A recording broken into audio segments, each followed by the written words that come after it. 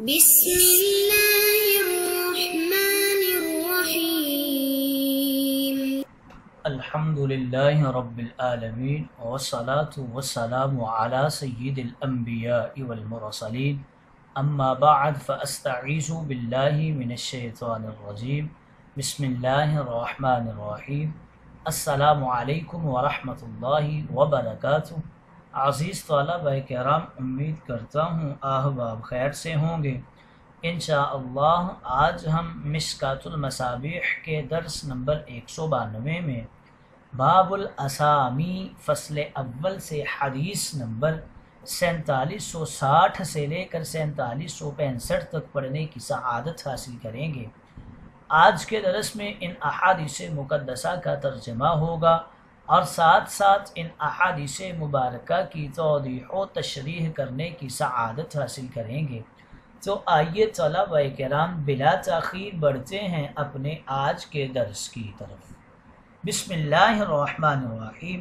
حضرت ابو ہریرہ رضی اللہ تعالی عنہ راوی ہیں، وعن ابی ہریرہ قال قال رسول اللہ صلی اللہ علیہ وسلم لا یقولن احدکم عبدی وامتی کلکم عبید اللہ وکل نسائکم اماء اللہ ولکن لیکل غلامی وجاریتی وفتایا وفتاتی ولا یقل العبد ربی ولكن ليقل سيدي وفي رواية ليقل سيدي ومولاي وفي رواية لا يقل العبد لسيده مولاي فإن مولاكم الله رواہ مسلم۔ حضرت ابو ہریرہ رضی اللہ تعالی عنہ راوی ہیں، کہتے ہیں رسول کریم رؤوف الرحیم تاجدار انبیاء نے ارشاد مقدس فرمایا، تم میں سے کوئی شخص اپنے غلام اور باندی کو عبدی اور آماتی نہ کہے۔ تمہارے سب مرد اللہ کے بندے اور تمہاری سب عورتیں اللہ کی لونڈیاں ہیں، بلکہ یوں کہے کہ میرا غلام یعنی میرا لڑکا اور میری جاریہ یعنی میری لڑکی، یا پھر یہ کہے کہ میرا خادم اور میری خادمہ۔ اس طرح کوئی غلام اپنے مالک کو میرا رب نہ کہے بلکہ میرا سردار کہنا چاہیے، اور ایک روایت میں یوں ہے کہ میرا سردار یا میرا مولا کہنا چاہیے، اور ایک روایت میں یوں ہے کہ کوئی غلام اپنے مالک کو میرا مولا نہ کہے، کیونکہ مولا تو صرف اللہ ہے۔ یہ مسلم شریف کی روایت ہے۔ اپنے غلام اور لونڈی کو عبدی اور آماتی نہیں کہنا چاہیے۔ اس حدیث مقدسہ میں اس بات کی طرف اشارہ ہے۔ عبدی جاہلیت کے دور میں عرب اپنے غلاموں کو یا عبدی اے میرے بندے اس طرح کہہ کر پکارتے تھے، اور لونڈی کو یا آماتی اے میری مملوکہ کہتے تھے۔ اس میں ایک انسان کو اپنا بندہ قرار دیا جاتا تھا، حالانکہ انسان سارے اللہ کے بندے ہیں۔ اس طرح آمہ مملوکہ کے معنی میں لیتے تھے، حالانکہ حقیقی ملکیت تو اللہ کی ہے۔ اس لیے یہ الفاظ شرک کا مصدر بنا کرتے تھے۔ اسی وجہ سے تاجدار انبیاء نے ان کی ممانعت فرما دی۔ اب سوال یہ ہے کہ عبد اور امت کا اطلاق قرآن مقدس میں موجود ہے، من عبادکم و امائکم، تو اس حدیث میں ممانعت کیسے کی گئی؟ اس کا جواب یہ ہے کہ ممانعت اس صورت میں ہے کہ کوئی شخص تکبر، تجبر اور غرور و سرکشی کے طور پر اس کا اطلاق کرتا ہو اور غلط معانی لیتا ہو، گویا عبدی سے اپنا بندہ مراد لیتا ہو کہ میں نے اب پیدا کیا۔ لیکن اگر کوئی شخص اس طرح نہیں کرتا تو پھر یہ اطلاق بالکل جائز ہے، جس طرح قرآن و حدیث میں گویا عبد اور امت کا ایک مفہوم غلط ہے، اس مفہوم میں پکارنا تو جائز نہیں ہے، اور دوسرا صحیح مفہوم بھی ہے، اس میں پکارنا بالکل جائز ہے۔ اسلام نے جس طرح آقاؤں کی اصلاح فرمائی ہے بھی عینی ہی اسی طرح غلاموں اور لونڈیوں کی بھی اصلاح فرمائی ہے کہ اپنے آقاؤں کو رب یا پھر یا ربی کہہ کر پکارنا جائز نہیں ہے۔ اس میں بھی وہی بات ہے کہ رب کا ایک مفہوم ایسا ہے جو اللہ تعالیٰ کے ساتھ خاص ہے۔ اس صفت اور اس مفہوم میں کسی کو رب کہنا یا پکارنا جائز نہیں ہے، لیکن رب کا ایک ایسا مفہوم ہے جس کا اطلاق غیر اللہ پر بھی ہوتا ہے، وہ صرف مالک و آقا کے معنی میں ہے، اس لیے اس کی اجازت ہے، لہذا رب کے اطلاق کی نفی بھی ہے اور اس بات بھی ہے۔ بھی یعنی ہی اسی طرح لفظ مولا ہے، اس کے 5 معانی ہیں۔ بعض معانی کے اعتبار سے کسی مخلوق کو مولا کہہ کر نہیں پکارا جا سکتا جو خالق و مالک کے معنی میں ہے، لیکن بعض معانی کے اعتبار سے غیر اللہ پر اس کا اطلاق ہو سکتا ہے، اسی لیے نفی و اثبات کے الگ الگ مواقع ہیں۔ اگلی حدیث مقدسہ کی طرف بڑھتے ہیں۔ حضرت ابو ہریرہ رضی اللہ تعالی عنہ ہی راوی ہیں، وعنہ عن النبی صلی اللہ علیہ وسلم قال لا تقولوا الكرامة فإن الكرامة كلب المؤمن، رواه مسلم۔ وفي رواية له عن وائل بن حجر قال لا تقولوا الكرامة ولكن قولوا العناب والحبالة۔ حضرت ابو ہریرہ رضی اللہ تعالی عنہ راوی ہیں، نبی کریم سے نقل کرتے ہیں، تاجدار انبیاء نے ارشاد فرمایا، آپ نے فرمایا کرم نہ کہو کیونکہ کرم مومن کا دل ہے۔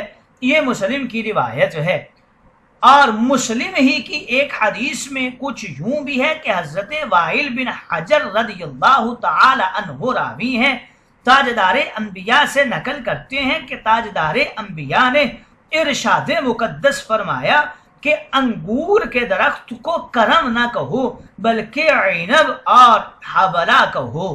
اس کی توضیح کچھ یوں ہے کہ عرب کے لوگ انگور کو اس لیے کرم کہتے تھے کہ انگور سے شراب بنتی تھی جو کہ کرام الناس پی لیا کرتے تھے۔ بہرحال کرم کے لفظ میں شراب کا پس منظر پڑا ہوا تھا۔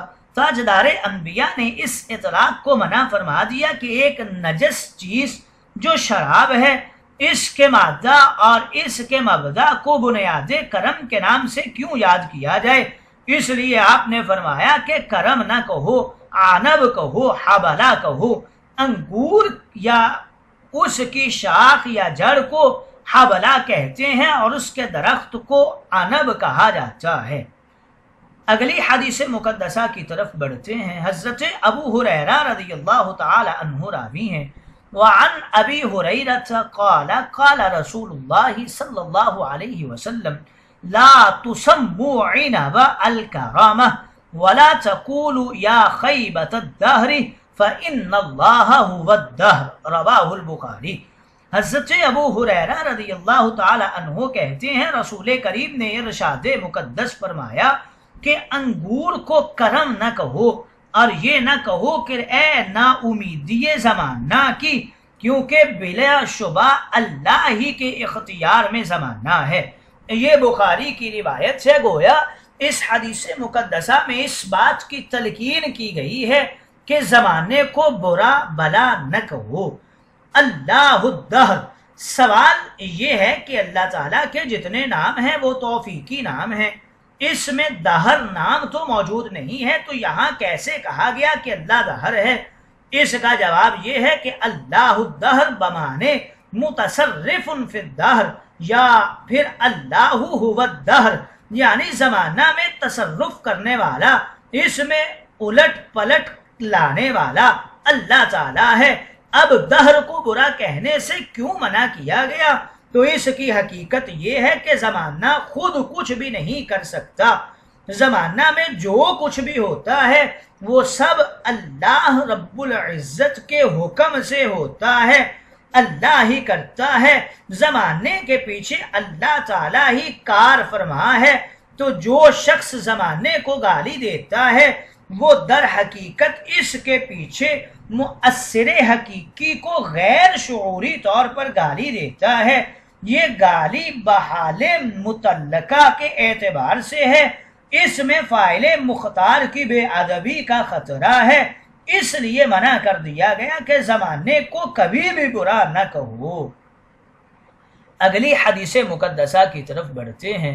حضرت ابو ہریرہ رضی اللہ تعالی عنہ ہی راوی ہیں، وعنہ قال قال رسول اللہ صلی اللہ علیہ وسلم لا يسب احدكم الدهر فإن الله هو الدهر، رواہ مسلم۔ حضرت ابو ہریرہ رضی اللہ تعالی عنہ راوی ہیں، کہتے ہیں تاجدار انبیاء اور رسول کائنات نے ارشاد مقدس فرمایا، تم میں سے کوئی بھی شخص زمانے کو برا نہ کہے، کیونکہ حقیقت میں زمانے کو اللہ تعالیٰ ہی الٹ پھیر کرنے والا ہے۔ یہ مسلم کی روایت ہے۔ اگلی حدیث مقدسہ حضرت عائشہ رضی اللہ تعالی عنہا راویہ ہیں، وعن عائشہ قالت قال رسول اللہ صلی اللہ علیہ وسلم لا یقولن احدکم خبست نفسی ولکن لیکل لاکست نفسی، متفق علیہ۔ وذکر حدیث ابی ہریرہ یؤذینی ابن آدم فی باب الایمان۔